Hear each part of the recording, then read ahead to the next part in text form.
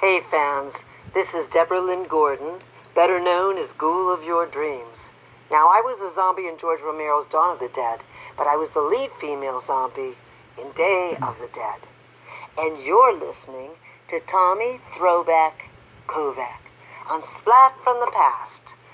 Rigor mortis is beginning to set in. Hey dudes, welcome to Splat from the Past, the only 80s themed horror and sci-fi show where things could get totally radical. Now today, I will be doing a tribute to one of the great character actors that we just lost recently on New Year's Eve, Gary Klahr. You all know Gary Klahr. He played Steel in George Romero's Day of the Dead. And last year, I reached out to his son Matt on Facebook, and Matt put me in touch with his mother, Carolyn, who tried to get me an interview with Gary, but his health was just rapidly declining, and he eventually lost his vocal cords, and sadly didn't get to interview Gary. But I reached out to Carolyn just a few weeks ago, asked her if she wanted to come on and do a tribute to him, and she said, ask the kids to do a tribute. So I got interviews the last few days with his children, Ben, Rachel, and Matt. And they were all wonderful. He did a great job raising his kids. They were also respectful and awesome. I'm glad I got to talk to them. And I'm going to play you all three interviews individually. They were individual because they all live in different areas, couldn't get them all together. And before I play the first I start playing the interviews, I want to mention this week is 6-year anniversary since my car accident. And with that and so many other things going on, it's just made me so fucking grateful for all my listeners out there. I'll be coming up on 4 years pretty soon since I started this podcast, and without you guys, I don't exist. And I'm just so grateful that God gave me the second chance so I can do this podcast. And I want to thank all of you who listen regularly, and keep on listening because it's going to get better. It's going to keep on going. So yeah, first up is Ben Klahr. Hey Ben, welcome to the show. How are you today? I'm good. Yourself? I'm good. I'm pretty good. This is such a great honor. Thank you for taking the time today, and sorry that we have to meet under these circumstances. I feel awfully sorry for your loss. Thank you very much, and glad to be here. Okay. So, going back in time, I was reading that your father started out playing football. He played in college, and he even played briefly in the NFL, right? Correct, yeah. He was the starting defensive end at the University of Arizona. And 1967 went into the Horseshoe in Columbus, Ohio, and upset Woody Hayes and the Buckeyes the year before they won the national title. And then in 1970, he was drafted by the New Orleans Saints and spent a few years with the team. Unfortunately, never got to play. He injured himself his rookie year by tearing his Achilles tendon in the old Superdome in Houston. No, I'm sorry, not the Superdome, the Astrodome. In Houston, and never quite made it back. So then that led to driving a beer truck in New York City and taking a shot in it with an acting class, and so here we are. Wow, that is so cool though that at least he got to have that experience. I also was reading that he was the Olympic weightlifter. Was that before or after? That was after football. And that was, he was just kind of training to do Olympic weightlifting. He never went to the Olympics, but, it would be classified as, Olympic-type weightlifting that he did. Right. Wow. So, in fact, somewhere, I'm waiting for my mother to find it, but I know somewhere in the house there's a picture of him during this time in his life in Venice Beach, California, with Arnold Schwarzenegger. Oh, that's awesome. Did he know Lou Ferrigno too? You know what? I don't think he did know Lou. Huh. Oh, wow. That's so cool. Do you know how much he could lift? Oh, God. He liked doing, a deadlift, and then a press over your head. And I want to say he probably got to right around 400 pounds, if I recall correctly. I don't quite remember. 400. Wow. So he decided that he was going to pursue acting. So he was in New York. Did he ever talk about who was in his class or anything like that? Yeah, he used to talk about the teacher all the time, and I forget the guy's name. My mom might remember it, but I do remember. I believe that he met one of his good friends, John Roddick, in one of the acting classes with the teacher, and they had a close bond with the teacher. Somebody that they both greatly respected. And I cannot remember the guy's name for the life of me off the top of my head. Huh. Wow. So did he do a lot of theater? Not a ton. He did a couple Broadway shows in the early 80s. One with Carol O'Connor called Brothers. I think Dennis Christopher was also in there, if anybody knows who he is. And then he did a show called Guys in the Truck with Elliot Gould. So those were his two forays into Broadway theater. And I remember one other play he did growing up, and that was in a regional theater up in Rochester, New York, at the Jiva Theater, I think it was called. Mm-hmm. And that show was called Conversations with My Father. But, not Broadway, off-Broadway, much more low-key. But he was up there for, probably 6 months while he was doing the show. Mm-hmm. I'm a little familiar with that play, Conversations with My Father. Yeah. Wow, God, he got to act with some heavyweights there. Elliot Gould and Carol O'Connor.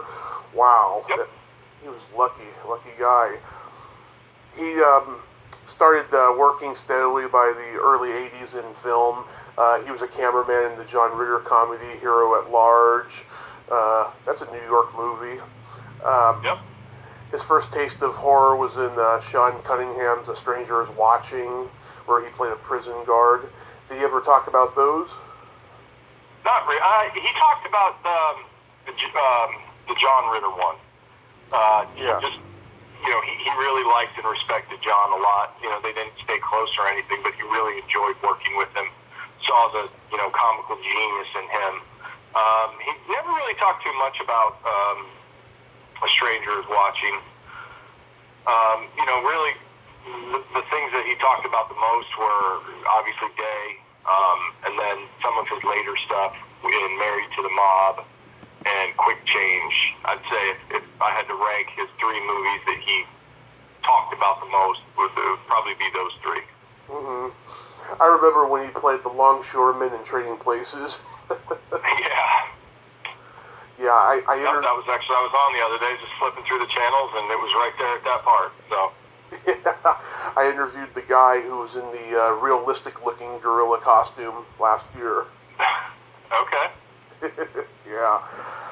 So, with Day of the Dead, I never heard the story of how he got cast in that. Do you know? Obviously. I don't know the whole story. I do know that originally he read for Rhodes and not Steele. Mm-hmm. And there was a connection there with actually the gentleman that I mentioned earlier, John Roddick. His wife, Nancy Hopwood, was friends with the Cardile family and the Romeros, and I don't know, and my mother might know more about this, and I've heard this story so many times in so many bits and pieces that I tune it out or forget bits and pieces of it, but something to do with that connection is how they came about to him. And originally, like I said, he read for Rhodes, not Steele, but ended up, they ended up saying, you're not Rhodes, you're our guy Steele. he was still in New York at that point? Yeah, Dad never left New York. He, in the late 80s, early 90s, there was really a push in the industry, to move it to Hollywood. Yeah. And he had friends that went out there, and he refused to do it. He kind of saw the BS of Hollywood and didn't like it and didn't want to relocate his family. Having 3 young kids at the time, probably at that time, all 10. I was probably, I'm the oldest, so I might have been, 10 or 11 years old, and my brother would have been 6 or 7, and he didn't see the value in it to relocate the family and go to Hollywood and, put up with all the BS out there. So he stayed in New York and, kind of suffered a little bit, I'd say, from a career standpoint, because he wasn't willing to make that move. So not as much stuff was being done in New York anymore, but he still got by. He still made his way and had a decent career. Yeah. And up until then, he hadn't played a part as big as Steele in a movie, right? Correct. That was really his first, and probably to this day, his largest role ever in a film. Did he like the first 2 Romero Dead movies? Yeah. I mean, he wasn't, a super fan by any means, but yes, he did like the first 2 movies. He saw the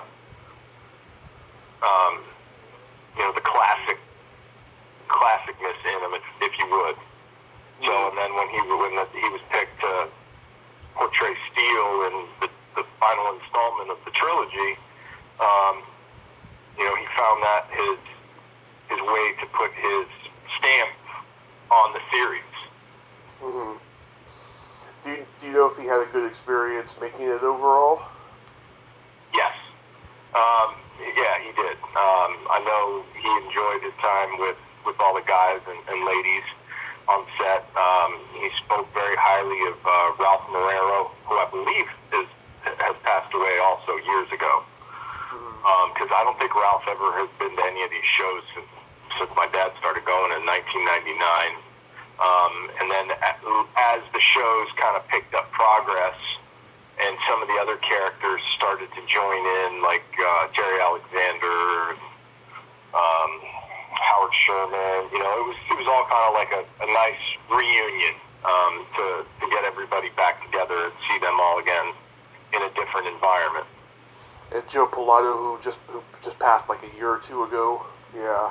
Yep, Joe as well, and Lori would come to some of the shows. George, when he was alive, would attend a few. He'd really attend the big ones. But yeah, it was kind of like old times, and they were thick as thieves when they got back together. I bet. That was a pretty long shoot, wasn't it? I was 4 years old at the time, and I do remember him going away. I don't remember how long. I remember him coming home on weekends sometimes, and he was mine shaft in Pennsylvania somewhere.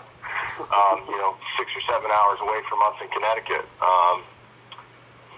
So I don't quite remember the exact time frame, but it's as a 4-year-old kid and your dad's not home all the time, it seemed like forever. Yeah. What do you think about the movie? So it's funny you say that, because my first memory of the movie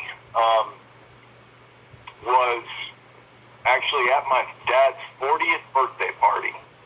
Mm-hmm. And my mom threw him a surprise party at our house in Connecticut, and a bunch of his friends are over, and one of the things they wanted to do was, let's watch Day of the Dead. And I remember sitting in my father's lap.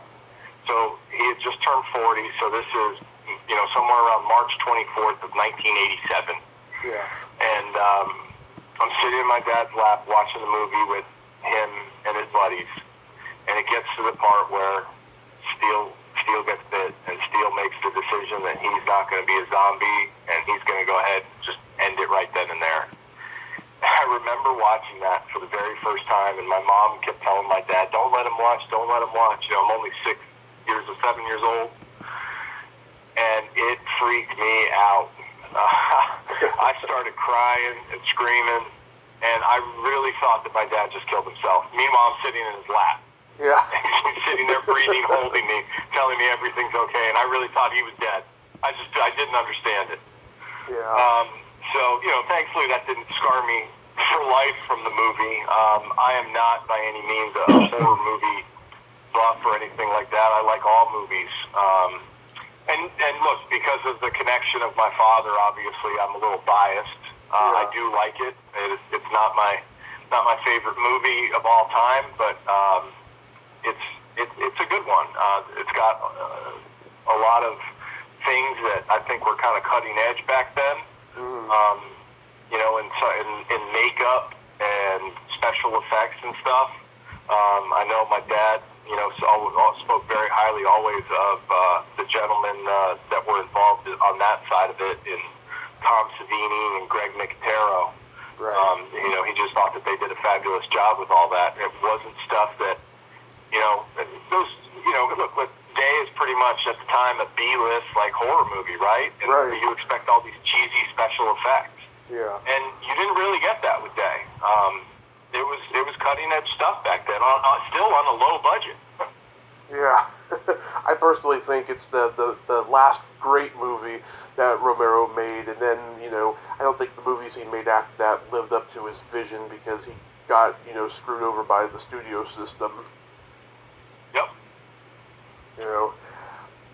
But your dad was in so many great movies after. I mean, he was in Legal Eagles, Action Jackson, 3 Men and a Baby, the ones you mentioned before, Married to the Mob, Big, Pink Cadillac with Clint Eastwood. Yeah. Wow. Did he ever talk about that? He really liked working with Clint.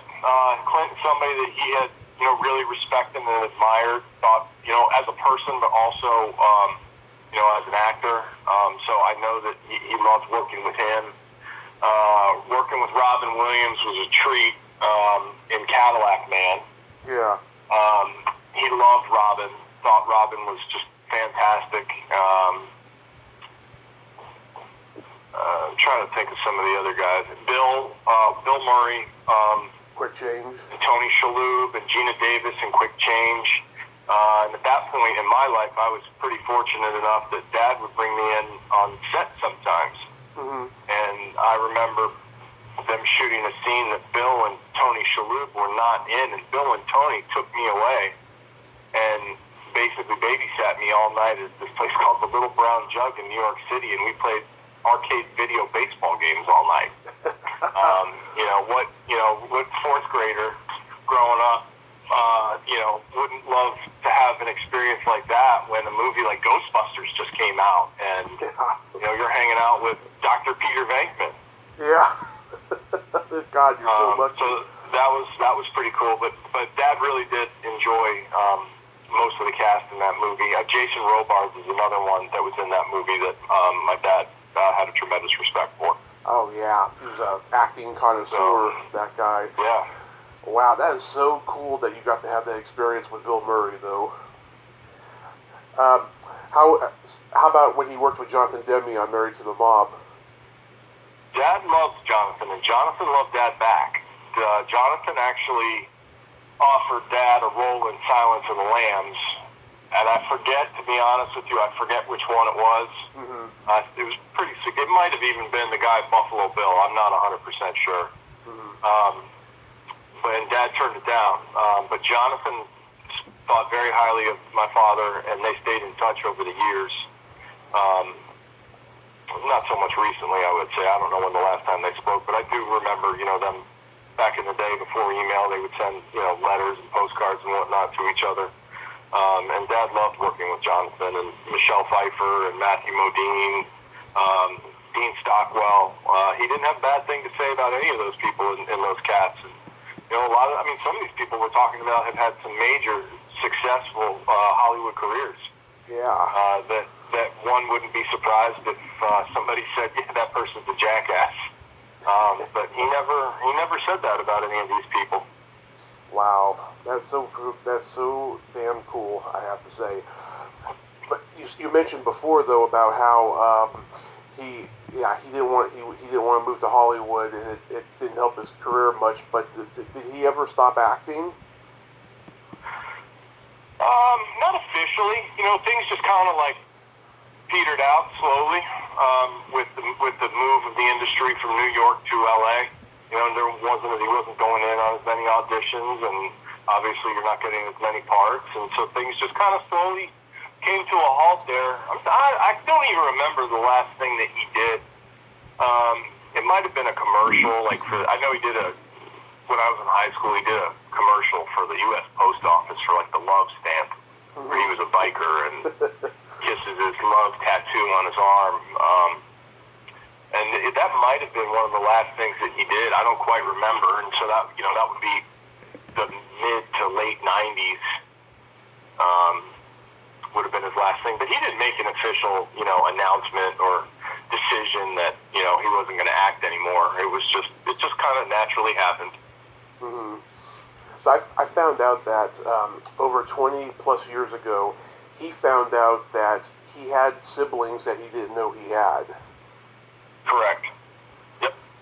That is amazing. Have you talked to them through all of this? The other siblings? Yeah. Some of them. We never got to meet all of them when this happened. In 1999, he found out that he was one of 13 children, and he was given up for adoption. Never knew it because his parents were Orthodox Jewish, and they didn't think they could have children, but they really wanted children, so they went to adopt. But his mother faked the pregnancy because they feared that the grandparents would not accept a non-Orthodox Jewish child. So she went through this whole charade of faking the pregnancy once they found out that they had a child lined up. And, it was my dad, and he was, I think, 7 of the 13 kids were given up for adoption. And my father and I think one other one did not know about it. And by the time we found out, one of them had died, the oldest one already, and some of them had kind of left the area and were living in Florida, or I think one lived in Pennsylvania, and some of them didn't really want to be found, even though they knew that they now had other siblings out there, and they just they didn't want to be part of it. And then some of the other ones that were still in the area. Mainly the ones that were all given up for adoption wanted to know and meet everybody. And a couple of the ones that stayed with the birth parents joined in as well. Though we didn't all stay very close. A few of them were close with my dad's brother, Stephen, who my whole life I called Uncle Omar, who was my father's best friend for 40, 50 years. We were close to him. He actually came over on New Year's Eve, the night that Dad passed away, and spent the night with my mother.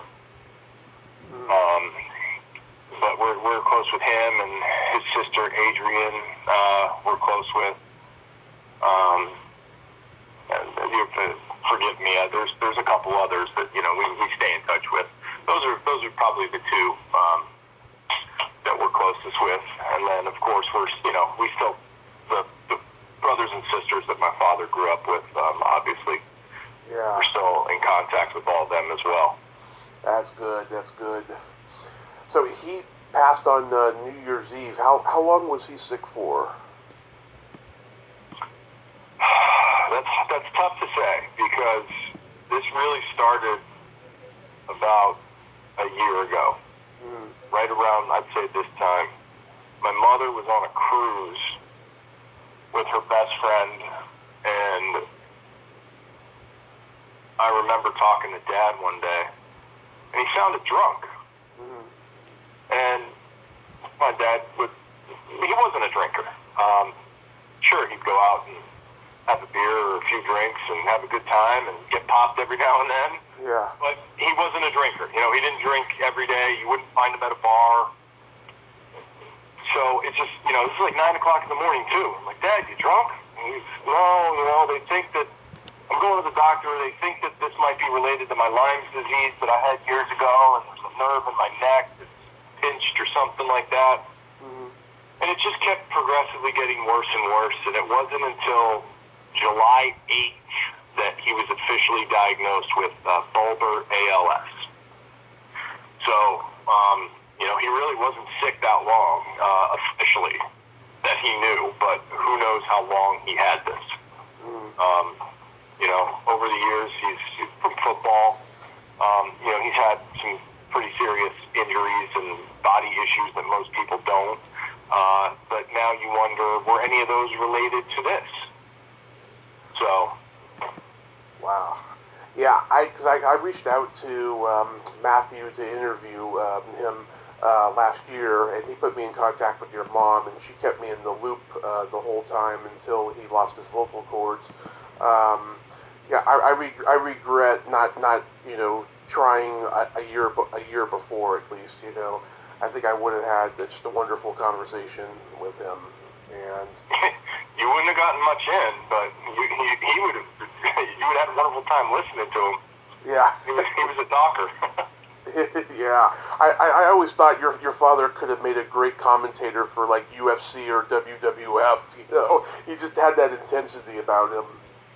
Oh, absolutely.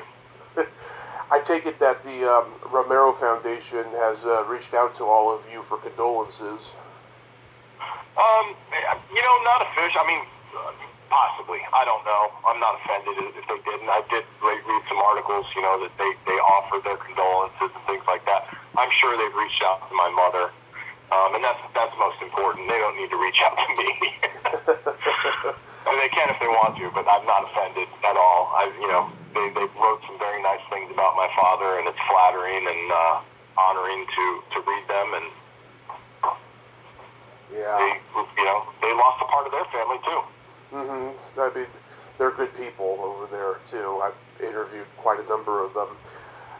Did you already have a memorial for him? We haven't done anything yet. I live in South Carolina, and I'm kind of geographically undesirable, as my mother would say. And you throw all this COVID stuff in, and I got two young kids in school and full-time jobs, and it makes things a little bit difficult. But I did go up and spend some time with him in early October, and really my brother, who lives right down the street, Matthew, and I spent a lot of time with Dad. We took him to a doctor's appointment at Greenwich Hospital one day, and took him down memory lane. And I played baseball growing up, and Dad invested a lot of time, effort, and money into my baseball career. And so, we went to the baseball field and stuff, and one of the things that he had commented, and I say comment, but he wrote because he couldn't speak anymore, was that his wishes would be that on the 1-year anniversary of his passing, there would be a celebration of life. I think that part of that has to do with everything that's going on in the world today. One of the most dangerous things that anybody can do right now is, besides go to a bar, is go to a funeral or a wedding. Yeah. So we have not made any plans as of yet. Dad was cremated. He's back home now with Mom, and we'll figure something out. I'm still waiting for my mother to find an envelope with detailed instructions of what's going to happen, just because that's who Dad was. Yeah. So I think that she will, in sifting through all of his paperwork and belongings and things like that, she will find that he wrote down his wishes and what will happen as far as a memorial service. Well, I hope that all works out for you, and I appreciate you coming on today, Ben, and talking about your dad's legacy. I know it's very difficult, but thank you so much. You're very welcome, and it's my father would not have wanted to stay on this earth the way that it was given to him that he has to go out. So I find some comfort in, knowing that he's no longer suffering. And as sad as it is, and it's something that you try and prepare for, and you think you're prepared, and then it happens, and you realize that you're not even close to prepared. But my father lived a life that most people would kill to live a fraction of. He did so many amazing things, and had so many amazing experiences, and he was just a good guy, and he left his mark on this world, and myself, my sister, and my brother are here as his legacy. So, it's a natural course of life. It sucks, but it is what it is. Well, his legacy will live on for a very long time, Ben. Stay safe, and God bless. All right. Thank you, Tommy. Okay. Bye-bye. Next up, Rachel Klahr. Hello. Rachel? Yeah, Hey, welcome to the show. How are you? I'm good. Thanks for having me on. Absolutely. Sorry we're meeting under these horrible circumstances, but I appreciate you taking the time today. Yeah, it is unfortunate, but, I'll be happy to enlighten you as best I can on the world of Dad. Great. So yeah, yesterday Ben was telling me about your dad, about how he played pro football and he was an Olympic weightlifter, and then how he got into acting. He also told me that he studied with a famous teacher, but he couldn't remember the name. Do you know the name? I do not remember the name. I know it was in New York. Right. I would have to either dig through some old interviews of his, or I know he's mentioned it before, but I don't remember the name. But yeah, he did study with a very, very famous acting coach in New York, and did really well for himself with it. Yeah. Did he ever talk about any of his classmates who went on to be successful in the class? I don't remember him ever mentioning anybody in specific that was in his class. I know he worked with a lot of, famous people, obviously, but I don't know that if there was anybody in his class, they were, I think, kind of in the same shoes that he was. Nothing super famous, but just, working in the industry. Yeah, because I know everybody. I mean, even the most obscure actors I know, and I've gotten the interview on this show and stuff. Yeah, that would be cool if I knew who they were and stuff. But yeah, I mean, did he talk about those days much though overall? As far as when he first decided to get into the business, he didn't really go into a ton of detail. Only when people would ask him about it would he. And obviously shame on me for not paying better attention over the years. It's your dad, and you're like, oh, this story again. But yeah, I mean, he was. I guess it was right after, football, and he was trying to figure out what he was doing, and he was like, I'm just going to go take some acting classes, and, it worked out, and, yeah. Yeah, he was telling me about all the theater he did and stuff, and I was curious, how long was he with your mom before they got married?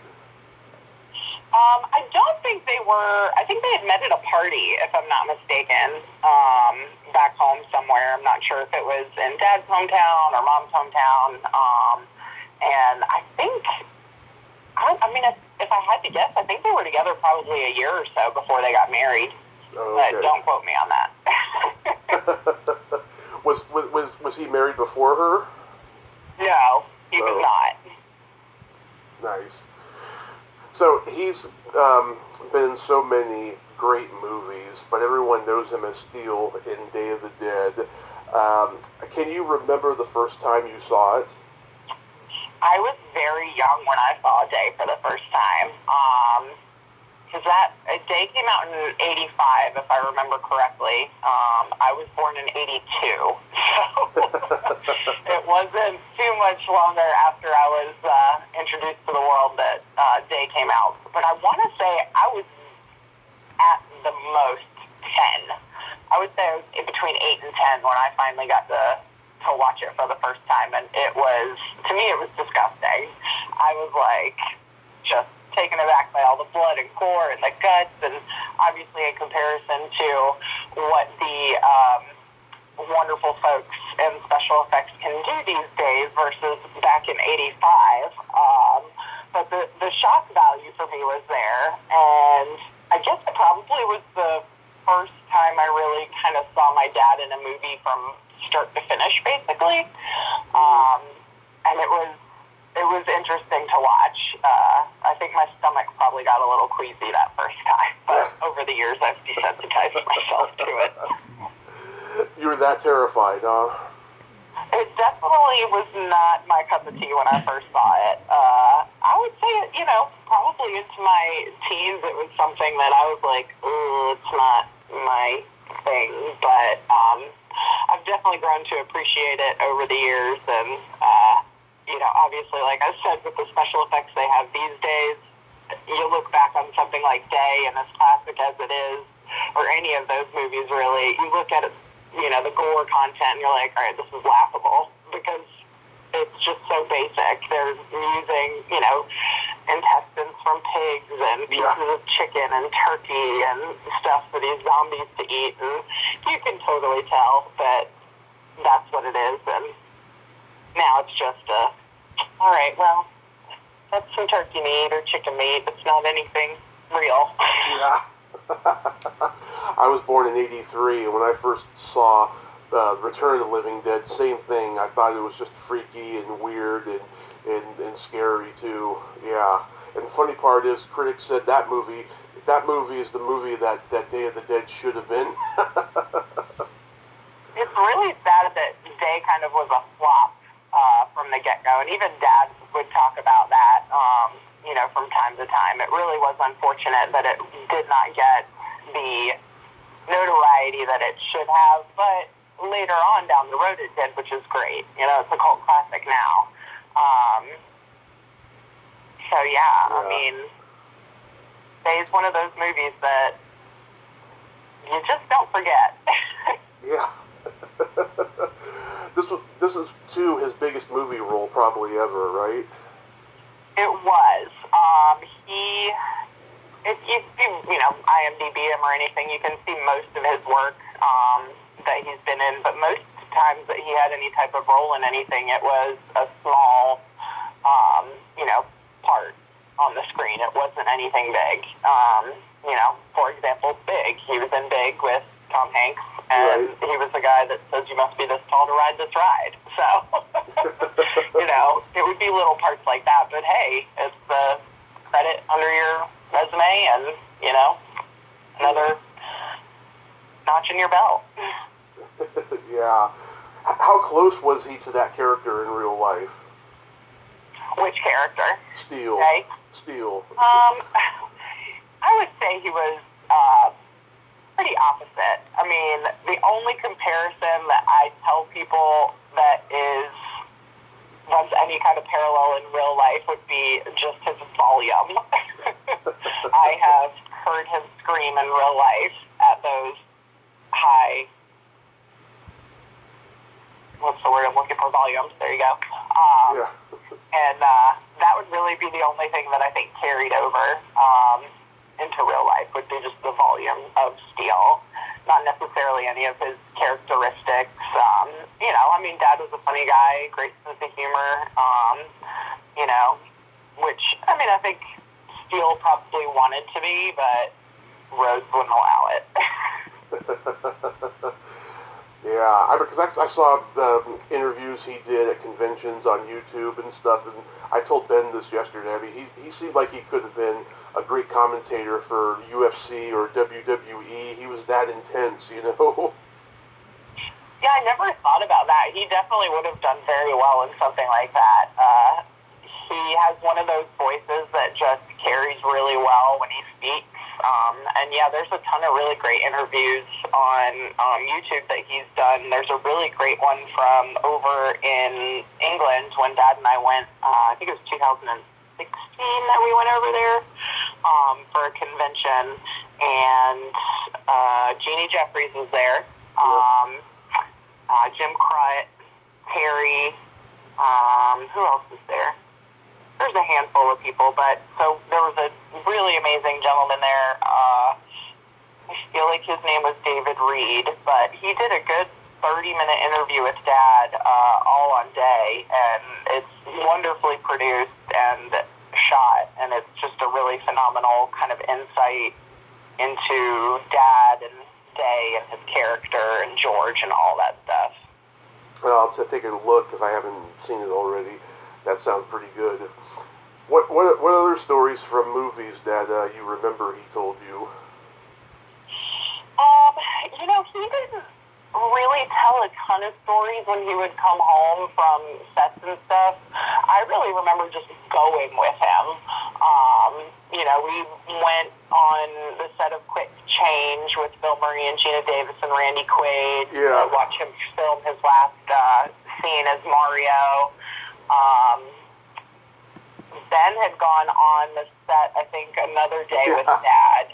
I don't know if he talked about that at all. Yeah. But Ben's got a good memory from that with, like, him and Jason Robards and stuff. Dad took me on the set of Hackers when he did Hackers with Angelina Jolie. Yeah. And that was kind of cool. I literally had to sit in the classroom by myself most of the day, like, away from where they were, like, filming and everything. Like, there was, extras and stuff like that and all the people that were in the scene and whatnot. But it was, it was like an 8 or 10 hour day in the city at the Stuyvesant High School. And I just remember being like, oh my God, it literally took an hour to shoot his scene and we've been here for 10 hours. Like, just waiting. But it was really neat. Like, I remember we eventually went, like, up to some floor in the high school to have, dinner or whatever. And the view outside the building was right on the Hudson. You could see the Statue of Liberty. It was amazing. I was just like, people get to go to high school here and we're sitting here eating dinner on a movie set. Okay, well, this is life. Yeah, Ben mentioned he got to be babysat by Bill Murray and Tony Shalhoub. Yes, yep. That was a good day for Ben. We didn't really get to go a ton. We would go every once in a while when he had a part, but I think, Quick Change and Hackers were probably, that I can remember, were the only 2 sets that I had been on. He did take us all up to Rochester one year. He was doing an off-Broadway play up there. I forget the name of the play. Mm-hmm. But, like, we packed the car up. It was me, Ben, Matt, Mom, and Dad, and we drove up to Rochester, and we saw the play, and then we did, like, a little family vacation at the Baseball Hall of Fame and saw all those fun little spots, and then I think we left Dad in Rochester because the play was up there for, like, a month or so, and then we came back down to Connecticut. Yeah, he also mentioned he liked working with Robin Williams in Cadillac Man and Clint Eastwood in Pink Cadillac. Yep, and I believe he did Chattahoochee with Clint Eastwood as well, which was back in '97. And they actually filmed, it was just funny, I was just watching a video on Bull Street, the asylum that's in Columbia, South Carolina, where they actually filmed Chattahoochee. And who else was in that? Gary Oldman, I think, was in that. Mm-hmm. I do know he was actually good friends at one point with Gary Oldman, if I'm not mistaken. I do remember him talking about that. That is interesting. Gary Oldman's a very, very interesting, unique actor. He's a good one. Dad's always spoken very highly of him. I don't know the extent of their relationship. I don't think they've talked in years, but I know he had his phone number. I don't know if he ever reached out to him later on in life, but, they did have some kind of a friendship at some point. Was he supportive of the three of you not going into acting? He actually kind of demanded it, to be honest. Really? I think I was the only one of the kids that caught like the acting bug from Dad, and I, did school plays growing up and all that stuff. And I think I don't know how old I was, but I was probably like 8, and I was like, Dad, I want to be an actor. Go get me an agent. He was like, No, that is not happening. I was like, Why not? He's like, Trust me. And obviously, being an adult now and looking back on things, I understand why he wanted to protect me from that world. But I did think it was funny that he was like, Nope, that's not happening. Like, okay, moving on. I mean, I'm 8. What are you going to tell an 8-year-old? They also want to be a doctor and an astronaut and a veterinarian and, a policeman and a fireman and all those things. Do you think if he had been more successful, he would have said, go do what you want? No, I don't. I mean, I think he's always wanted us to do what we want. But do any of us really know what we want to do is the question. But I don't think that his success would have dictated my ability or my brother's abilities to get into the industry. I think he really understood the industry from that side. I think when he was involved, it was a little bit different, as comparison to now. It's a very different place than it was 25 years ago. Oh, yeah. The Hollywood, New York scene when it came to acting. And I just lost my train of thought. I do this all the time. I swear I have some type of elderly disease in my brain that prevents me from... Oh, we all have that. But yeah, I don't think his success would have prevented any of us from going into the industry, whether he had been more successful or not. He did have the opportunity. God, I don't know when it was. We had to be very young. I would say maybe Matthew was a year or 2 old at this time, but Dad had the opportunity to actually, I think, move the whole entire family out to California. He had gotten work on a pilot, and they had filmed 1 episode, and I think they were trying to get him to go out there. I don't know that the pilot ever got picked up, but Dad said, I'm not moving out there. I'm not going to put my family in that type of situation. Like, I just don't want that lifestyle for myself or my children or my wife. And he made that decision to stay on the East Coast and just work out in New York. And I certainly wonder what our life would be like if we were on the West Coast. But, I'm an East Coast girl, and that's okay. Yeah. What else can you say about him that most people don't know? Man, I mean, I feel like Dad's life has been a pretty open book. I would like to say that, he found out he was adopted when he was 51, but I feel like most people probably know that all over the internet. I made a note of that to ask Ben yesterday, and that is just one of the most amazing stories ever, I think. Yeah, it's really neat. If nobody's seen it, it's on YouTube. You can watch it. It's a really neat story. He actually started kind of trying to write a screenplay from it. And at some point, I'm sure that Mom will give me all those papers.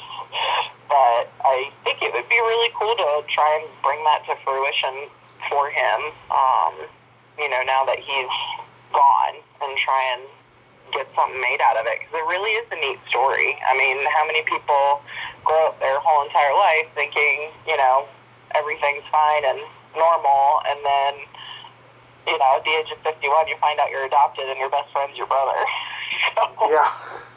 Like Jack Nicholson, he thought his mother was his sister his whole life or something like that. Yeah, I mean, that's weird when things like that happen. Extremely. It definitely, I think, threw all of us for a loop. We just, we knew one thing our whole entire life, and then you know, especially for Dad. I think it was a shock, you know, because his parents that adopted him kept it from him and, you know, thought nobody was the wiser. Yeah, but yeah, I saw that news thing, and it's just I thought it was so touching, you know, to see all of that. I'm glad he got to experience that, though. Yeah, it was really neat finding out you have a bunch of aunts and uncles and cousins and getting to meet them for the first time. I interviewed an actor a couple of years ago. He found out that, well, he knew it, of course, but he had 30 sperm donor children reach out to him. I bet. When he was struggling as an actor in the late 80s in Hollywood, he had to donate sperm because it was like $1,000 a donation or something, and he had to make rent. Wow. And so, yeah, they all reached out to him, and he's close with all of them. You know, he doesn't really have any responsibility with them, but yeah, he's got like this big old group picture of all of them on Facebook. Oh my God. Yeah. That's crazy. What does that do to somebody's mental status? Like, you go make a donation, and all you're thinking about is the cash that you're going to get so you can pay your bills and put food on your plate, or, you know, get to work so you can, you know, make money. And, man, then you find out you got 30 kids. Yeah, granted, you wouldn't have any financial responsibilities for them because you basically signed your DNA away. But even still, yeah. Whew. Yeah. He has a daughter. I don't know. He has a stepdaughter and a wife though, but he doesn't have any of his own legit children, which was quite ironic about the whole That is thing. funny. Yeah. So when was the last time you got to see him? I went up for Christmas and stayed. I got up there on like the 18th or 19th, and then I left on New Year's Eve to come back down south. Yeah, so I mean, I spent time with him then, and I was up in August and September. I went up for 3 weeks, and I worked from up there, just like I did over Christmas. So I did get to spend some time with him. Prior to that, he had come down South Carolina with Mom about a year earlier. I had bought a house 2 years ago, so he hadn't seen it yet. So he and Mom drove down August 2019. Yeah, August 2019, and it was a surprise. I didn't even know he was coming. I thought it was just going to be Mom, because Dad's not much of a traveler. Mm-hmm. It was hard for him to get around, just in general, over the last, 15, 20 years. He had, 2 knee replacements. He had pins and screws in place in his neck from where he had broken his neck playing football. He had a double hernia surgery in the last 5 years. He had back surgery in the last 5 years. His poor body was just, even 15 years ago was given out on him. Nothing was really working anymore, unfortunately. And, he made do with what he had, but traveling for him was very difficult. It hurt to sit in a car for a long time, and, it just wasn't comfortable. But I was shocked and so happy that he had come down to see the house and see me and my dog and my friends and stuff. And, and then obviously, I live in South Carolina, they lived in Connecticut, and it's hard with life to be able to take time and just go sometimes. So I didn't get up there a ton, but I did make an effort in the last, year or two to really, be present and spend time and enjoy Dad and Mom and, Matthew's up there. So it was good. It was bittersweet, but it was good. I'm so sorry you've had to go through this. I've had deja vu this week. After I talked to Ben yesterday, I cried because I just lost my stepdad on Halloween, and I'm sorry. Yeah, and my mom had an accident this summer. My dad just got diagnosed with diabetes, and I'm celebrating 6 years since I had a car accident. I was in a coma for 30 days, and I'm questioning my morality and all that stuff. There's a lot of emotions going on during this time, during this pandemic and stuff. Yeah, that definitely has not helped anybody. It's funny that you say that, because I was actually thinking the other day, it's like, right, in a pandemic, like, how do you grieve? Because you can't really have funerals right now, and, you know, Dad didn't want a funeral or anything, which was fine. That doesn't bother any of us. But if he had wanted one, what were we going to do? Like, have a drive-by funeral? Like, this is ridiculous. The pandemic really has just not been helpful when you're dealing with a family member or a parent that is ill or dying or going through some type of healthcare struggle, because it just makes it so difficult. Like, even doctor's appointments, you know, are hard to come by, and, you know, when you do go to the doctor, they only let one person in, you know. Yeah.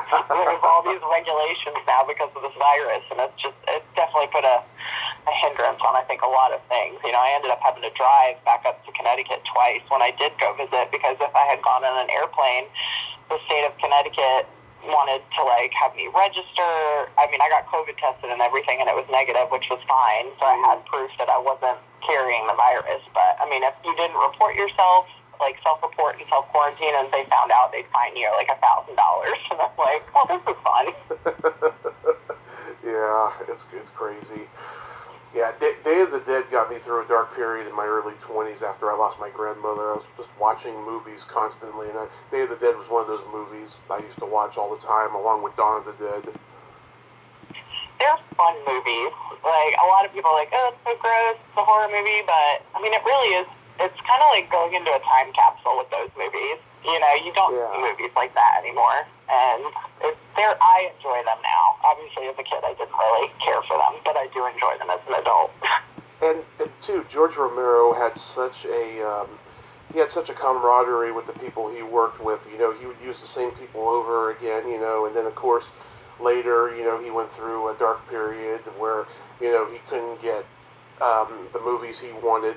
You know, made the way he wanted to by the studio. But like in those early years, you know, all the ingredients were there. He had all the great actors and people to work with, you know, and just when you watch it, you know, you just can't help but think, you know, what a great time for filmmaking that was, because it's different now, you know. It's very different now, and yeah, George did struggle for quite some time trying to get the movies made the way he wanted them done. That is what happened with Day originally. He had a completely different script for the movie. It was from, you know, I remember Dad talking about it. From what it read like, it was like Raiders of the Lost Ark meets zombies, and it was. I know, you know, you certainly can find interviews where people speak about it, and I think even George has spoken about it. If not, I think Mike Gornick has, Mike was one of the producers, I think, on the film, if I'm not mistaken, or some type of, he was a head honcho of some Monday, and a lot of the stuff that George did, I do believe. But they wanted, like, you know, this big budget to make this huge blockbuster zombie movie with, you know, all kinds of explosions and, you know, speedboat chases and whatever else. And the studio at the time, I guess it was Anchor Bay, or whomever owned that subsidiary at the time, basically told them, nope, rewrite it. You have to do something different. We are not giving you that much money, and, you know, here's what your budget is. Make it for that. Find a way. And it really kind of sucks. I actually have, Dad sent me years ago the original script that George wrote for Day of the Dead, and I had asked Dad to send it to me because I had never met George, and down here in Charlotte, North Carolina, they do a Mad Monster Party convention. Oh, yeah. And George was coming one year, and I had never gone to them, the Mad Monsters, before, because I typically would only go to conventions when Dad was going. But since George was going to be there, and I knew, you know, George was getting up there, and he wasn't doing so great, I said, well, I want to go meet the man that gave my dad the role of a lifetime. And so I asked Dad, and he sent me the original script, and I waited in line in the Sheraton Hotel in Charlotte, North Carolina for like an hour, and got up to the table, and Dad had actually sent me a envelope with a note in it and a picture for George. So I handed that to George, and I said, "Hey, George, this is for my dad." And he opened it up, and he goes, "Oh, my God, you're Gary's daughter." I said, "Yep." I said, "I've never met you. I wanted to come meet you." I said, "He sent me the script. I said, I'd love for you to sign it for me." So he actually, I guess in his older years, George stopped personalizing things and writing "Stay Scared" on it. He'd only just sign his name. But he actually personalized it, signed it, and put "Stay Scared" on it for me, which I thought was really sweet. But so I got a picture with George and met him, gave him a big hug, said thank you, and met his wife. I think, isn't her name Susie? Is that? Yes, I interviewed her. Yeah. Great lady. Great lady. Yeah, she's super, super nice. So I met her as well. And yeah, it was kind of cool. I haven't actually read the script front to back. One of these days I will. But it's very different. I think I got through like a few pages. I was like, oh my God, this is nothing like what the movie is. It's so different. Well, he had an opportunity to do it with the other trilogy that he did before he died, but I guess he just grew out of that script, but it would have been great to see it. Yeah, I think, there's like a time and a place for things, and I think the time and the place for the original Day script was probably back in the 80s when George wanted to do it, and I can see that, like going back to something at this point, in this day and time, would it have worked as well? Maybe it has to be reimagined. Yeah, he died about 2 months before I was going to meet him at this convention, and ironically that convention got canceled because of the California fires that was going on. So, yeah, it was just an ironic twist of fate, but I have met Tom Savini twice. I have all these different posters signed by him. To me, he is the gore of God, the God of gore, Yeah. I love, all his work. I have all these posters, Dawn of the Dead, Day of the Dead, Creepshow 1 and 2. I think one of my Friday the 13th posters is signed by him. I just love his work, so I've met him a couple times. And he's an interesting guy. And I interviewed Tom's his a good niece. guy. I like him. Yeah, and I interviewed his niece. She was the little girl zombie in Dawn of the Dead. Oh, I didn't know that. That's funny. Yeah, and his nephew was the little zombie boy. Huh, I will pay attention next time I watch it. Yeah, she told me that when she was little, she would go up to his basement, and there would be all these bloody heads up there, and her and her friends, they would just scream and run away when they saw them. Oh, I bet, but I bet they had the best Halloween costumes. I'm sure they did. Yeah. Now, between him and Nicotero, they've done some amazing work when it comes to special effects. Oh, yes, Nicotero, he's pretty damn good, I have to say. All those guys from that generation, Rob Bottin, Robert Kurtzman, God, so many of them. They're just really, really good. Has the Romero Foundation reached out to you for condolences? They posted something on Facebook. I don't really talk to any of those people. I don't, I'm not involved in it by any means. But they posted something nice about Dad passing, and a lot of the folks from the movie and just the genre in general have reached out. Marty Schiff, he was in Manchester with us back in 2016. So me, him, and Dad hung out quite a bit, and when Dad got sick, I let Marty know so they could, do some emailing back and forth and kind of catch up a little bit.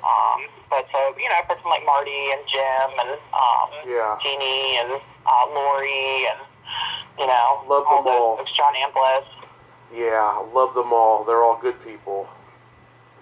They all have a sense of loyalty to George, and George had a sense of loyalty to them, whereas, people probably didn't have loyalty to them, like, I went to a convention like a month or two after George had died, and I was just stunned that they weren't doing a tribute to him at all and stuff, and I talked to Suzanne about that, and she said, yeah, George was always shocked whenever he found out about stuff like that when he was alive, and he always said that, just people just don't care, it's a business, and that's how they look at it, Yeah, he definitely created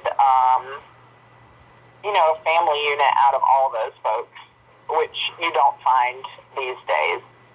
You're right, it has turned into this business, which, I mean, it is a business, but in the same token, George gave all these people an amazing gift to be in that family, and it's a great family to be in, and Dad loved it. I mean, not just the people that he worked with and worked for in that industry, but,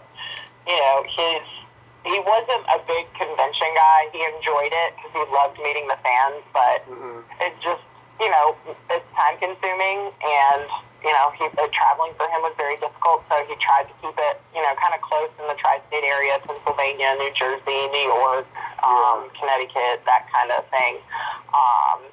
But it was amazing to watch him at those conventions, because the folks that would come by, he would literally, he would sit there, he'd shake your hand, he'd talk to you like you were a person, and he would remember your name. If you came back later that day or the next day, he'd be like, oh, hey, Jim, good to see you, how's your kid doing? Whatever story you told him, he had a knack for a memory that I have never seen in my entire life. I swear to God, that man could, just like recite anything. He was an encyclopedia of information, but he retained everything, which was amazing. And that was the best part. I was watching these people and just like, oh my God, I'm having a conversation. Like, he's treating me like a person. This was amazing. Nobody does that. Because you see that. You go to these conventions and these people are right, next. Okay, what's your name? Next. Yeah. So it was always very heartwarming when people would come to the table and just have this big old smile on their face and like, oh my God, this is the coolest dude ever. I'm that way too, I remember everybody's names, and when I'm interviewing people, I just talk to them like people and stuff, and the most entitled celebrity gets a little uncomfortable with that, I've noticed. Yep. And it's really stupid. They, because no one tells them otherwise. What the people that they surround themselves with, and I'm just gonna keep doing what I do because I just think that's the right way to go. Yeah, it's never wrong to do the right thing. Never. Did you hear the interview I did with Jeannie? I did listen to a little bit of it. I love Jeannie. She is a firecracker. Yeah. She's a very special, unique person, and with a combination of me having too much coffee and doing a very long interview before her, I was exhausted, but like midway through talking to her, because she was just, taking me from one direction to the next and asking me questions, which I love, by the way. I love it when the guests engage with me, Yeah, how long have you been doing this? It'll be 4 years in May. Wow, good for you. Yeah, I didn't think I was gonna get past 10 interviews, but I've kept going. 1021 coming up, and yeah, it's just been a miracle following my accident. And this week is 6 years, and it's been an amazing journey. I'm in the middle of writing a book about my love of cult films, which where I talk about each cult film I love and what it means to me. What happened when I first saw it, and little interview anecdotes from people that I've interviewed from them and stuff. Yeah, so it's been quite a journey. It sounds like you got your plate full. It may seem like it though, but I still got a lot of time on my hands because all I've been doing is just recovering from my accident and just in having a much more appreciation for life. Appreciation for life is definitely key. I think there's a lot of folks out there that don't have that anymore. Yeah, well, I think this pandemic is teaching a lot of people a lesson on how to, and I think hopefully if everything returns to normal, people will be doing things differently. We can only hope. Yeah. I think everything will be good by the end of the year. I really think so. I'm definitely keeping my fingers crossed for some normalcy here in the next 12 months. I mentally don't think I can take another 2 years of all this crap. I mean, it's just everyone's life is completely changed. Yeah, and I got 2 more years until I'm 40, and I just I want to accomplish a lot, by that time and stuff, so I don't have to struggle in my 40s, Goals are always good to have. Yeah. I don't necessarily believe in 5-year plans anymore, because I think that when you do that, it's just, you're setting yourself up for failure, and you're planning way too much when you do those, You just got to take it day by day. I have goals, but just take it day by day. Yeah, I always hated that question at interviews. Where do you see yourself in 5 years? Yeah. I don't know. I'm just trying to get a job. Yeah. I never got that question during a job interview, but yeah, God, I don't know where that comes from. But I thank you so much for coming on today, Rachel, and I hope you guys get to have a proper memorial for your dad. And he left behind so much great work, and he did a great job raising you kids. You and Ben have been terrific. I'm talking to Matt later on today. Oh, good. You'll have fun with Matthew. He's my bud. he told me in email. He's like just to give you a heads up, I swear a lot, and I was like, oh great, me too. You guys will be best friends. Yeah. And he's the one who connected me with your mom too. So yeah, it's gonna be cool. No, I'm glad that we were able to make this happen for you, and I'm sorry that you didn't get a chance to actually speak with Dad. Yeah. Would have been super happy to have a conversation with you, but I do hope that I gave you a little bit of insight and some fun stories, and we're gonna miss him. He was an amazing man, and we love him. Yes. Well, you have yourself a great day. Please stay safe. Take good care of yourself. Thank you, Tommy. You as well. Keep in touch, okay? Okay, keep in touch. All right. And last but not least, Matt Klahr. Hello. Hey, Matt. Welcome to the show. How are you today? I'm very good, Tommy. How are you? I'm pretty good. Pretty good. Sorry we have to meet under these circumstances, but I appreciate you coming on today. Absolutely. I'm happy to do it. It's an honor and a pleasure to talk about my father. Awesome. So you're the youngest of the kids, right? I sure am, yep. Yeah, I can relate. I'm the youngest in my family, too. I've talked to Ben and Rachel the last few days. They told me an awful lot about his football career and movie career. But what can you tell me that most of the public don't know about him? He was just a son of a gun, man. He didn't give a shit what anybody thought. He kept to himself, but also if shit was going down, he had no problem stepping up or speaking his mind and telling the truth. And I mean, the dude was my hero. I mean, he was a shit kicker. He was fucking 6'4", fucking brick shit house. Yeah. I told the other two that your father would have made a great commentator for UFC or WWE, because he just had that size and that intensity about him.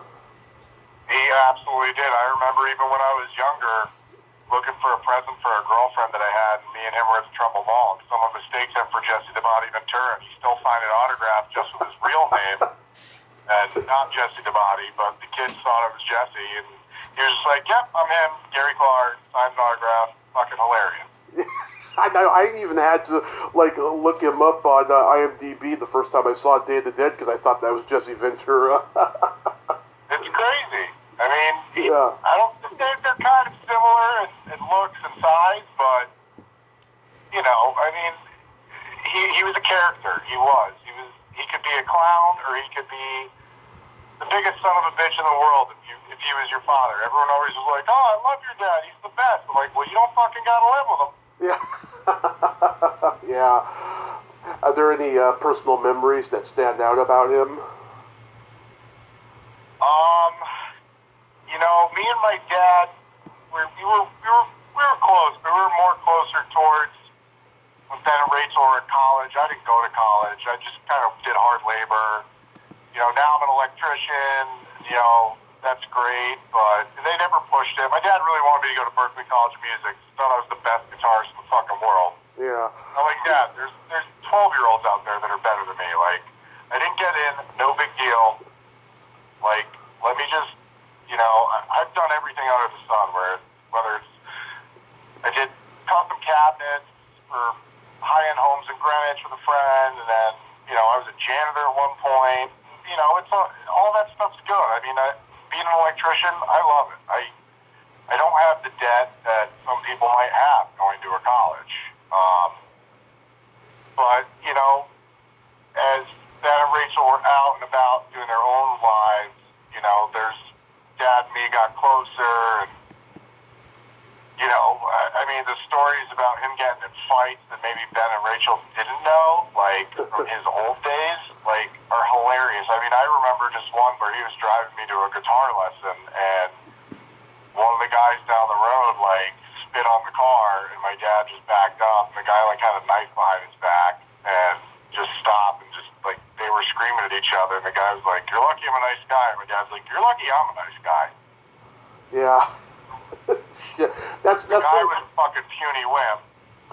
yeah, that's pretty cool, though. I was mind fucking drunk, and my dad's like, I mean, two of my fists equal one of his fists. I mean, it's insanity. I mean, I could go on and on about, I mean, I know he's beat up Army Rangers, had to walk through Army crowds, and had to, you know, step up to a colonel or a sergeant. They were like, did you do that to that guy? And he was like, yeah, I did. He was being an asshole, like at a national park in Arizona. The guys spanked him because they were like, that dude's an asshole. Yeah. Shit. It's cool, though, that he wanted you to have a career in music, because Rachel told me he did not want you guys to go into acting. I mean, I wouldn't want to get raped by people either, you know? That's basically what it is. I mean, Yeah.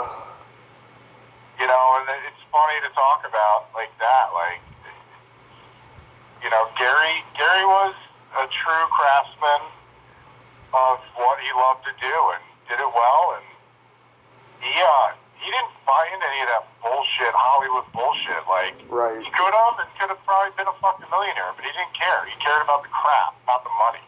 Yeah. And, you know, I'm glad he did what he did, the steps that he took, because that, to me, that shows you the person that he is. Like, he's a caring person, a loving person, and, you know, he probably wouldn't even want to fucking live out in L.A. anyway, because it's a fucking dump. Mm-hmm.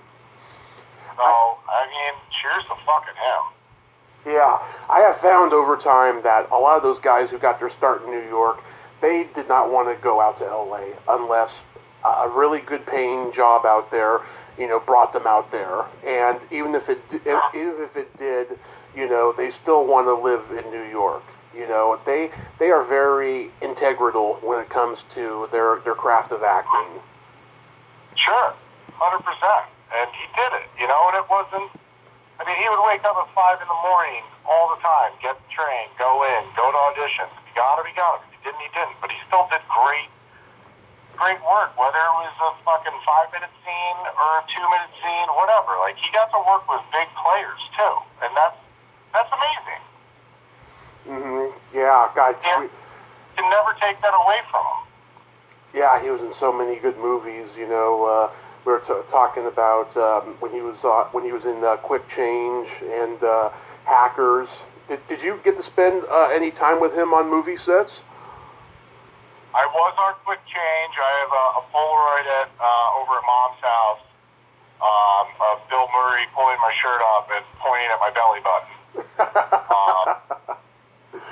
And Rachel's got one too, and Ben does too. I was young. I was like, I don't know, maybe 5 or 6. But I do have that picture, and, you know, I think that's the only time I actually spent some time with him on a movie set, which I don't remember, but I spent time in a lot of conventions with him as well, which was so much fun. Mm-hmm. And he, you know, he lights up the room. He screams as loud as he can, pretending he's fucking Steel from Day of the Dead, and Yeah. it's so crazy. And a great story is like, I don't know, maybe within the last 5, 6 years, there was one up in Waterbury, and I had a studio up in Waterbury, so me and my buddy went over to it because it wasn't far, and I also had a buddy who was a cop, and I came up with this plan. I said, come tomorrow, pretend to fake arrest me, because I was like walking around with a koozie and a Budweiser, you know, like, oh, you can't drink here, blah, blah, blah. Yeah. And my buddy came, I don't want to say his name, so I don't want to implicate anybody. Yeah. Came and he like asked for my ID. I showed him my ID. My dad's like signing autographs. He's with his friend Tommy, who's there to like help him out. And Brian's like, he's like, all right, I'm gonna. I just said his name, damn it. But whatever. I get arrested, and he starts walking me out, and my dad's like, excuse me, officer. Excuse me. Like he was willing to fucking like punch the dude out. Yeah. And like him get arrested and not me. And I had to turn around and like, yo, I gotta turn around. I gotta turn around, dude. I turn around and like, just kidding. And he was like, you fucking asshole. He's like, how fucking dare you? I'm like, dude, hey man, jokes are jokes. This is fun. Oh man. And that was a funny fucking story. But all the fucking cons I've been to him with have been the people I've met, whatever, all the people from Day of the Dead I've met, like everyone's so sweet, and Yeah. you know, it's a shame they got like raped on that. You know, like they don't make any money. They only make the money on the convention. Yeah. I know. Oh, Night of the Living Dead, especially. I mean, they fell into the public domain, and I think when it got remastered, that version is copyright, and they do get paid from that, but not much like they do at conventions. Yeah. And Dad was so generous with all his stuff, especially for veterans, all that stuff. You know, he wouldn't mind telling the same story over and over. When you have like some of these other people at our conventions, they don't want to talk. Right? They're just like, all right, here's your autograph, here's a picture, blah blah blah. See you later. I don't give a fuck really, but thanks for buying my shit. Dad would give away so much shit. It was crazy. Like, Yeah. Did he real fucking people person. Yeah. Did he support any charities? I mean, I know he always like hung out with Walter Reed, you know, and spent time down at Walter Reed, the hospital. But other than that, I don't know. I know he definitely Wounded Warriors, and I think that's all that I really know about. But you know, he was kind of a mysterious man in his own way. You know, he didn't have to tell everybody everything. You know what I mean? You know, that's the kind of stuff you don't like. What is that going to make you a better fucking person? Oh, look what I did. I donated some money to this, or you know, like that's what fucking celebrities do, and celebrities are fucking assholes. Yeah, I'm finding it out every day. Do you remember the first time you saw Day of the Dead? I do. It was probably around when I was 5. And I remember watching it at home, at the house my mom is still at. And I remember his death scene, and even though Dad was right next to me, I saw his death scene, I was like, holy fuck, Dad's dead. And I started crying. Because at 5, you don't know how to, like, think about that kind of shit. You're like, is it reality? Is it not reality? Like, I don't know. It was fucking weird. But I do remember that. Yeah, I was probably around 5. And honestly, it's still one of my favorite movies. And a lot of people that I know are like, oh, well, you're biased because your dad's in it. I'm like, dude, it's not because just of my father. Like, I love him in it. He's got a great character, but also there's everyone in that movie that has their role is amazing at it, including my father, but also, like, to me personally, like, I never got, like, I love the original Night of the Living Dead. I love its remake. It's cool. I love Dawn of the Dead. That's cool. I love the remake of that when they made the zombies fast, even though zombies shouldn't fucking be fast. But Day of the Dead, to me, it is my favorite because no one saw that gore ever. Yeah. That was like, like, that shit would make you fucking throw up if you had a weak stomach. Yeah. And it happened with my mom at the premiere in the city, and George walked into the ladies' room while my mom's throwing up, pregnant with me, and he just laughed at her. Yeah. Did you get to meet George later?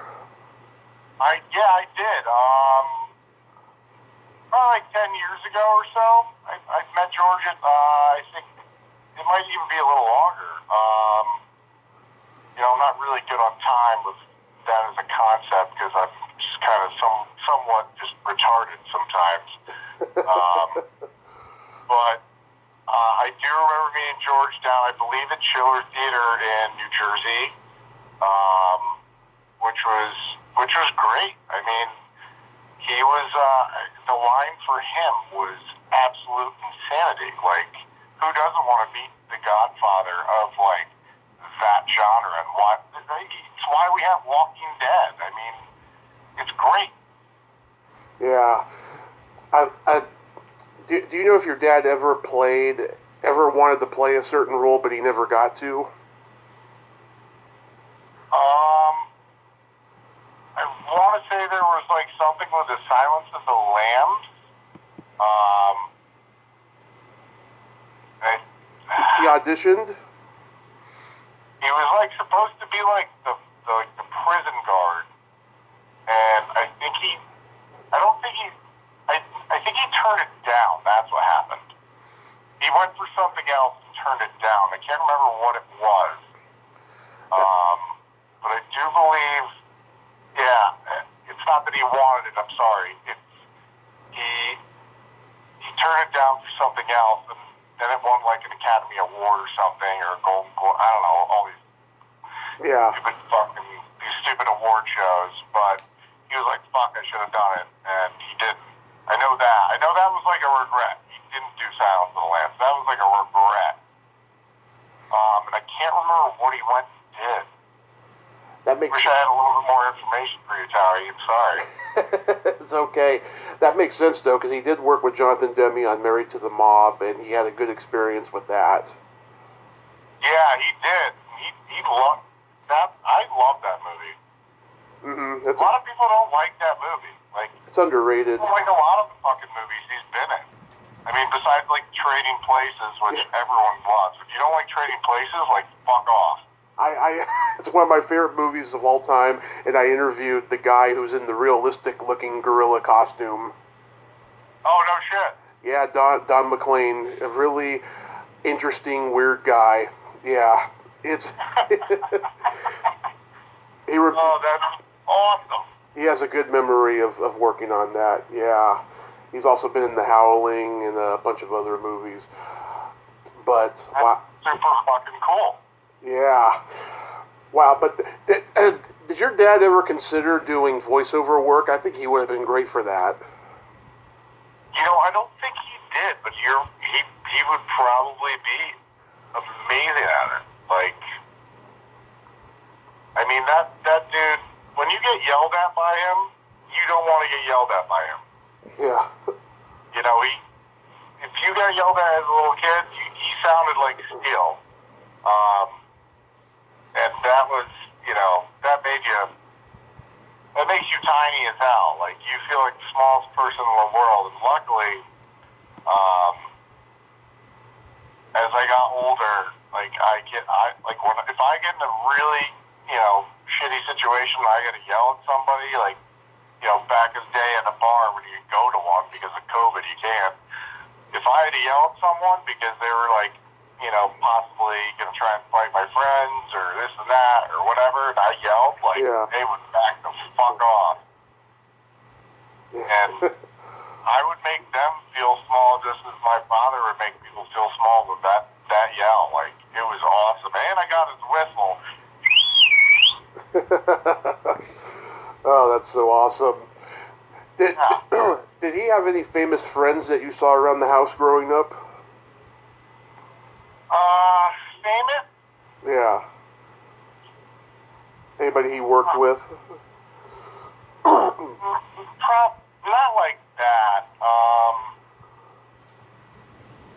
I want to say no. I mean, I could be wrong. It could have, shit could have happened before I was, able to keep a memory. But like, yeah, I want to say like probably not. Yeah, definitely not. Like, like the most famous people I ever saw that like we'd all possibly be hanging out with is honestly like over like down at conventions, whether it was Cherry Hill or Pennsylvania or whatever. Like, and a lot of those people were super awesome. Like people I've never met but knew about. But it wasn't like, it wasn't like people coming in and out of the house. Like, oh hey, I'm coming to visit. I'm Robin Williams from Cadillac Man, or Tim Robbins, or fucking Clint Eastwood, or John Ritter. yeah, John Ritter. Yeah, he was the cameraman. What's that? Hero at Large. Yeah, that's right. Yeah. Yeah. Who else? Like Daryl Hannah from Legal Eagles, and Oh yeah. Robert Redford. Yeah, I mean, it wasn't. He wasn't like that. He was a showman, but not like, let me show you, man, like who I hang out with. Like, Yeah. he wasn't a prick. Mm-hmm. He was a fucking total prick, and I love him for it. Taught me to be a good man, but he didn't give a fuck about like any status or that or how much money I fucking made. He's like, I just want to fucking be able to take care of the kids and the wife and Right. give them the best that I can, and he did. He really did. He took care of us very, very well, and you know what? I appreciate that about him. You can't find like a more honest man. I have to just say he did a good job with you kids, and I've enjoyed talking to you guys. When was the last time you saw him? I saw him, so Wednesday, I saw him Wednesday before New Year's Eve, and we honestly thought he was going to die that day. And Rachel was up, but she left Thursday, and, he had called for hospice, and just like have him come check, but like he was very out of it, and probably obviously a lot of medicine, or doped up if you want to call it, because keep him comfortable, and it was the Wednesday before he died. So yeah, because he died on Thursday, and I just got back from looking like some side work for some friends, and I got back, and Mom came out at some point. She's like, there's that feeling where people are like waiting to die because they want to see everybody, and Mom came out and was like, hey, can you, your dad really wants to see you. And I'm like, oh, fuck. And, the crying, the emotion, all that shit. It was, I went in, I just held his hand, and he did the sign language sign for love, as he's done ever since we were all little kids. That was his thing, and, I stayed in there for about a minute, and then I had to take Rachel to go get her rent-a-car, and then I told Rachel, like, and my mom, like, I'm not coming back. I've had my goodbyes with Dad, and I've had my time here, and luckily I'm the one that's closest to them, so I've spent a lot of time with Dad listening to music, records, looking up stuff on his iPad and all that shit, so that meant so much to me. And So I didn't go back. I ended up like going to get some fucking drinks and sat in a parking lot with a buddy, and then the next day I was like, well, I'm not gonna change my plans. I know it's New Year's Eve, my father's dying, but I ended up still going to the party and having a good time and just waiting to hear. And we didn't hear till later, even though he died earlier, because Rachel was still on the road going home, and nobody wants to hear that while they're driving home. So, you know, Mom waited to tell all of us, you know, like around 9:30, like 10 o'clock, when Rachel finally got home to South Carolina. And, you know, it's a surreal, weird moment, but it's also a relief in the same sense, because that dude was not my dad. Mm-hmm. That was the shell of a man who just, he was gone. And that's not Gary in my eyes. Gary is the proud motherfucker of life, his children, his wife, and his career, and everything. And like I said, it's a relief. It sucks to say this, but I'm glad he's gone, because he didn't want to hold on either. And I didn't want him to hold on any longer either. I mean, I wish there was a fucking cure for Lou Gehrig's. Yeah. There's not. Like, and it's fucking sad, but he went out like a fucking champ, held on for Mom and his 40th anniversary on the 20th of December, held on for her birthday on Christmas, and then, you know, it was a New Year's Eve, and, you know, he didn't want to, he didn't need to be in 2021. Fuck. 2021 already looking like it's going to suck anyway. Yeah, it's going to be 2020 all over again. Fuck. Yeah. Hey, here's some... I don't mind fucking wearing the mask and all that shit, but fuck, like... It's just... the world is weird now. I'm waiting for zombies. Yeah. I'm literally waiting for fucking zombies. Yeah, fuck, I'm waiting for something to happen. Shit. Something. But, you know what, my mom said she had the most beautiful moment with him, held his hand basically for 2 days, and, you know, when he took his last breath, Mom was like, it was a beautiful moment. And I agree with her in that sense of, because it was time for him to go, although it's tragic, and it sucks, but, you know, nobody wants to be like, okay, we can keep him alive for another year. Like, why? Let's just be done with it, and that's okay. And it's part of life. Everyone dies. We all fucking die. I don't know where we go, because, you know, obviously there has to be something out there. I'm not a very big God or Satan believer. Like, I don't give a shit about that, because I don't think the Bible's real. Mm-hmm. But he's somewhere. And he's somewhere with me, and with everybody. And, you know, I'm okay with that. I mean, like, I got a tap. Well, I was eating dinner at a fucking bar down the street from my house real quick, and then going home and going to bed before work. But, like, I felt the tap on my fucking shoulder and turned around, and no one was fucking there. Yeah. Well, who knows? I don't know. Maybe I'm fucking schizophrenic. It could be. Yeah, no, I mean, my mom's going through the same thing. My stepdad just died on Halloween, and she's starting to feel the same thing. She felt like he was like throwing something at her in the kitchen the other day. You know, it happens. That kind of weird, that kind of weird shit it fucking happens, and nobody knows, you know, where it comes from. You know. Yeah, I don't know. I mean, I can't believe, and I'm very sorry for your loss, by the way. Oh, thank you. You know, I don't believe that we just go into the ground or get burnt up, put in ashes and urns, and then that's it, and just everything's black for the rest of your life. Like, there has to be something else, or, you know, maybe that white light that you see while you're dying is you coming out of some fucking girl's vagina and you're a baby again. I don't know.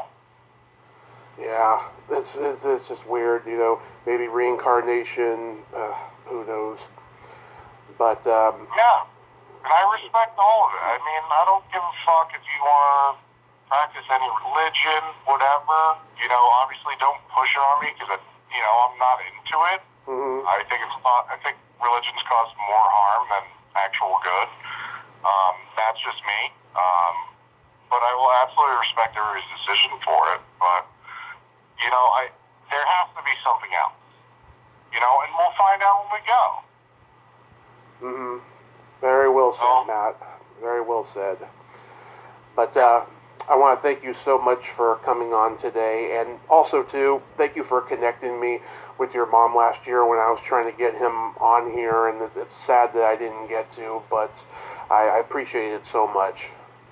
Yeah, absolutely, man. Yeah, I'm sorry it didn't happen either. There was a lot of, shit going on. It wasn't, and sure, Dad would have fucking loved to talk. He was the biggest fucking talker ever. And he'd be like, all right, dude, let's wrap it up. Come on. Yeah. What's the end of this? Let's, figure it out. But he was a well-spoken man, a beautiful man, my fucking hero, and, we can all just fucking grab a drink and cheers to him and, everything he's done. Yes, cheers to Gary Klahr. Well, you have a great night over there, Matt, and stay safe, and God bless you. Absolutely, man. We'll stay in touch, all right? Let me know when this all comes out. Oh, yes, I sure will. Yes, let's stay in touch. Absolutely, brother. Be well. All right, you too. Rest in peace, Gary Klahr. And thank you, Ben, Rachel, and Matt. His legacy lives on. And I'd also like to say rest in peace, the legendary baseball player Hank Aaron, who passed away. I guess it was today. That's at least when it was announced. One of the great baseball players of his time. And his legacy will live on as well. Well, until next time, this is Tommy Throwback Kovac saying, there's no shame in living in the past, because the present sucks. Let's have a few moments of silence before I sign off.